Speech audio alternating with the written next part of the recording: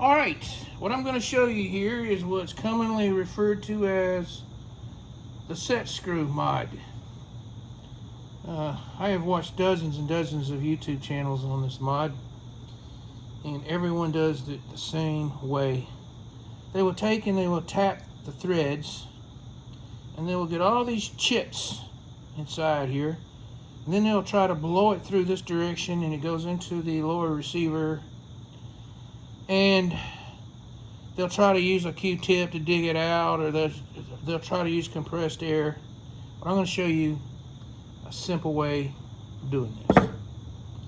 Just spray them out. Take the tube, stick it in the hole before you tap your threads. Take some needle nose, grasp it, pull it through.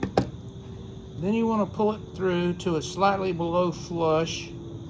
Now you can tap your threads, check the depth of the set screw, tap your threads, check the depth of the set screw until you have the set screw slightly below flush when it bottoms out, or at flush. And all the particulates, the metal chips, everything will be blocked right here, so that none of it goes down in this channel and falls out and goes into the lower receiver while you're doing the assembly. Then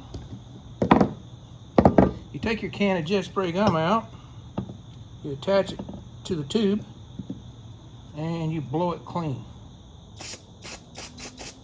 Now you have a perfectly clean channel and no chips in the channel or falling through into your lower receiver.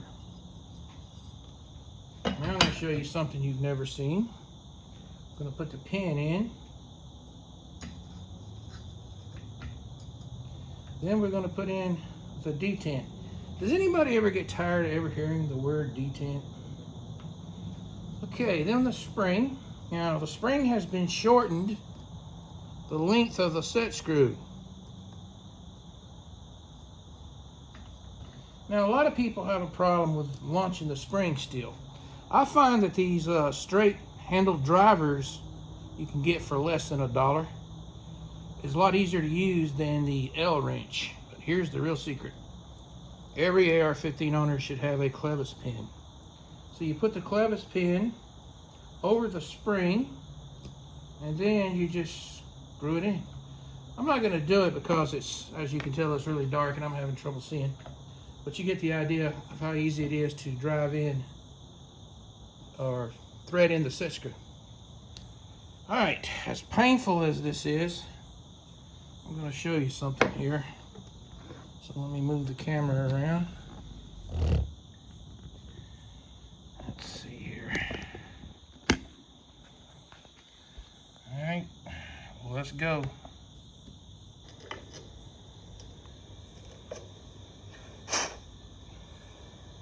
Yeah.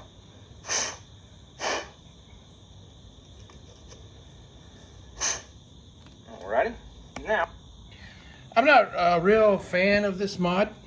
I would never do this on any of my factory Colts, but I have done it on a couple of Franken guns where I use this type of buffer tube that doesn't use a castle nut. Now, this works out great, but it's extremely difficult to install because it's a different system. It's difficult to get the spring installed here while putting in the buffer detent. So this mod works real well with this application. All right.